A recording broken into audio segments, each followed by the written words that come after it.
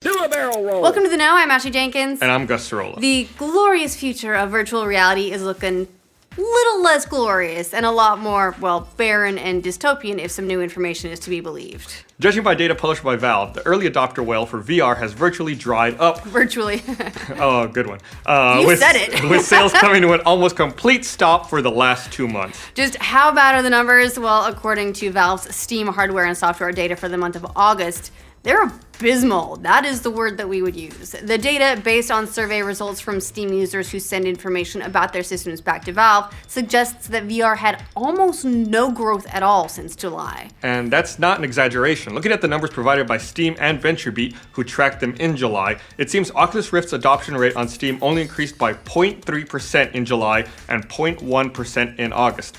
Meanwhile, HTC Vive adoption only increased by 0.3% in July and didn't increase at all in the month of August. And that's like the percentage of Steam users who have those headsets. So now that the early adopters have spent all the money, everyone else has basically said, no, is what it looks like. The reason why those last 2 months in particular are fairly significant is because July and August were the first months when VR was basically available for anybody who had the gumption or the money or the both. Gumshy.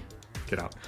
To actually go buy a headset. Up until then, supplies were mostly devoted to fulfilling pre-orders for both the Rift and the Vive. But now that's not the case, and despite them being readily in stock almost everywhere, no one seems to care. In case you're wondering, growing by just a fraction of a percent is not very good, especially if you're backing a new line of hardware that's supposed to revolutionize gaming as we know it. And not just gaming, computers as we know it. Yeah, all kinds of stuff. I mean, it's like lifestyle, social, everyone was looking at this as the next big thing, but everyone else went, I'll wait. How am I gonna get my virtual pokes on Facebook if not everybody has an Oculus Rift? The pokes. So that brings the total percentage of VR users on Steam to a whopping 0.28% currently. As for how that breaks out, it's 0.18% with Vive and 0.1% on the Rift. Let's break that down a little into actual hard numbers. The latest estimates we have on Steam, albeit over a year old, place the platform as having around 125 million total users. Judging from that, it would mean only around 225,000 people are using Vive on Steam and 125,000 are using Rift, with only around 12,500 added over the last 2 months. Again, those numbers are based on Steam having 125 million total users. They probably have a lot more than that now, but probably not exponentially more. Still, it gives you a sense of the scale we're working with here. It's also worth noting that while this gives us a fairly comprehensive idea of the percentage using Vive, that number probably doesn't represent all of Oculus since they have their own platform and storefront. Although considering the lack of VR content in general, it may be safe to assume the crossover of users between the two platforms is decently high. Right, I mean, if you're not locked into a platform, just get your games from everywhere. So just for reference, some other relatively new technologies in the gaming space are on the hardware survey as well, like 1440p monitors, and those have an adoption rate of 1.68% on Steam overall. To be fair, they can be a lot cheaper than high-end gaming headsets, which I'm sure helps. Naturally, the response to these early adoption numbers is to ask whether or not they're low. Well, that depends on your frame of reference. In general, early adoption of new technology is always a very slow-going process that depends on a variety of factors. Yeah, for instance, smartphones took 8 years to reach a 10% adoption rate, which is about the same amount of time it took radio, TV, internet, and personal computers to do the same thing. For reference, it took 25 years and 30 years for telephones and electricity to hit that 10% number. Who was sitting around saying, I don't think this electricity thing's gonna take off? It's just a fad. It's just a fad. I'm gonna wait. Stupid lights. We'll get candles. At way less than 1%, VR isn't doing any better or worse than just about everything that came before it, considering how early it still is. But very few of those other items probably had the kind of lofty expectations placed on them as VR at that early stage. The most recent projections from analysts claim that VR and AR segments will bring in over $162 billion in revenue by 2020. I think I was on that read when we reported that. I audibly laughed at it. I don't believe that for a second. You're a VR believer, you're an AR believer, and that number is still ridiculous. That number is still ridiculous. Whatever.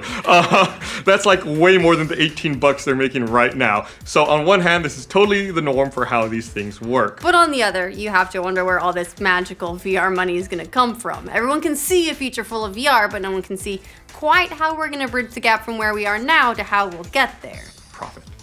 And there are a lot of things standing in the way. For starters, the price of VR, which as we all know can cost upwards of $1,500 to $2,000 when you combine the cost of a headset plus the actual equipment to run it. While early adopters are used to taking the hit while the technology improves, that's quite a bit of leap for the general public. Has to come down an awful lot. Well, maybe PlayStation VR will save the day. Maybe. Another factor would be VR's perceived content problems. There are tons of fun, really cool games to be found here and there on both platforms, but so far we haven't had any contenders for a true system mover. Battle what? Battle. Okay, we have one contender for a true system. If you have a headset, go buy it and we'll play. All the other stuff tends to be like really tech demo-y. And the worrying part for gamers, aside from Battledome, is that there's not going to be a lot announced for the future that we can point to in that regard. One of the big tests for increasing the adoption rate will be PlayStation VR, since it'll be aimed at a slightly more casual market. At $399, it'll still be pricey, but a much easier pill to swallow. However, even Sony has said that it has no idea what the actual demand is for the machine. Either way, Oculus and Valve are in kind of weird halfway periods where they have to improve the service for early adopters, but also build more for the platform to entice new buyers. It's like the weird, awkward preteen years of virtual reality when the pimples are coming in, but no one's hot yet. Yeah, preteen. Also called now. But until they can convince people with games and price points that make sense for the casual market, we might be stuck in puberty for quite a while. I feel you, VR. What do you guys think of VR sales? Kind of going stagnant on both sides of the aisle. Let us know in the comments. For future updates on virtual reality, like this video and subscribe to The Know. Honestly, I think, with the release of cheaper GPUs that can run VR and more widespread mainstream adoption of the computers, I think it's a non-issue. It'll come down. It always comes down eventually, and then it'll get a lot more accessible. It's more making it through the slog because you've got all these game developers who have an enormously small pool of people that they can even possibly sell to. Yeah. If your entire market pool right now is 100,000 people, you're in trouble, man. How are you supposed to move enough units to keep the doors open to make more games so that then people wanted to do more stuff? If you sell a unit to everybody with a headset, maybe you might make money. But most likely you're still in the red. That's hard. Like, I'm scared for VR studios. Yeah, it's gonna. Ooh, I wonder if that means like it's just going to be big studios, right? People who can afford to do long term, take the like hit. short term loss, long term gain. Well, long term maybe gain. That's the $168 billion in 2020. Right, that's right. It could be all yours. All you got to do is make it through the next couple. I'm predicting $1 trillion by 2020.